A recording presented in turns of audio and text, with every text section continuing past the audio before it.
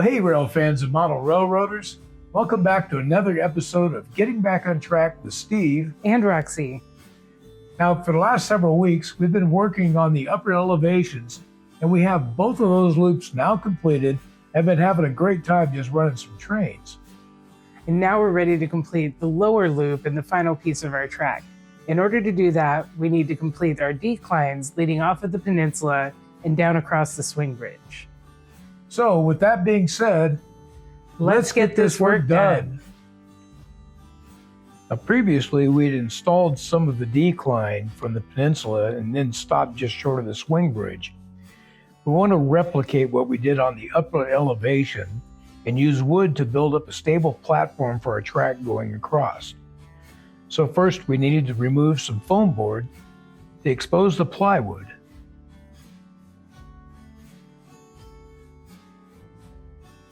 So then I cut a 2x4 down to the proper width, and then I will use it along with a cut piece of plywood and a Luan strip to get me to the right height to match up with the incline we've already installed. Once I have the areas marked out, I can make the cuts at the breaks, and then I can use my brad nailer to secure the pieces together. Brad nailer is a really handy tool.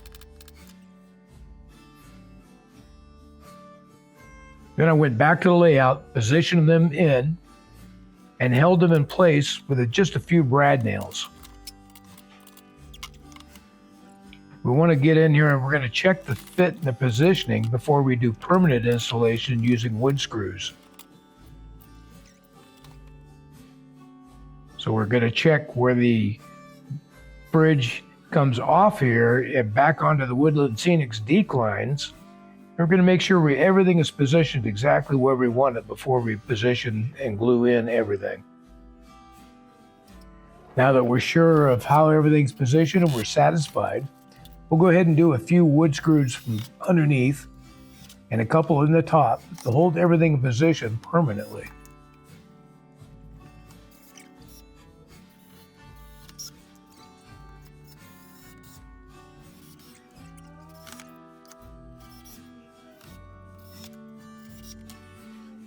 And then Roxy gets to work.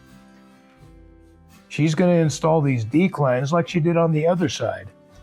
She'll use white glue to put it down to the base and use T-pins to hold it into position, following the arc that we had made for the curve.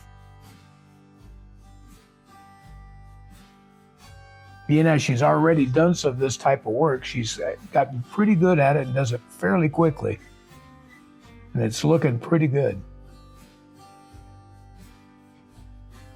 Once the glue is set, we're going to take some plaster cloth and we're going to cut pieces to fit to go all over the top of the decline. And the reason we do this is the slotted areas in here later, when we go to put down our ballast, it'll be just falling in the cracks. So this provides a real nice clean base for us to ballast and cork. It's pretty easy to do, it's pretty fast, doesn't take long to set up.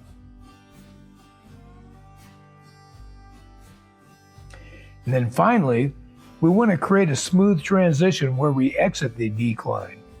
We use a lightweight spackle and a couple of our popsicle sticks for forms, and we lay it in there and we'll sand it once it's all dried and done.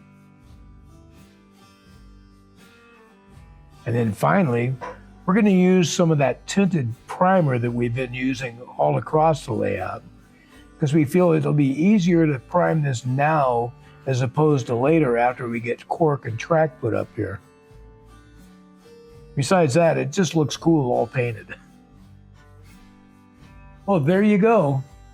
We got the declines all put in, down all the way across the swing bridge, and I think we did some pretty solid work that'll give us a real solid platform for all that track work running across the swing bridge.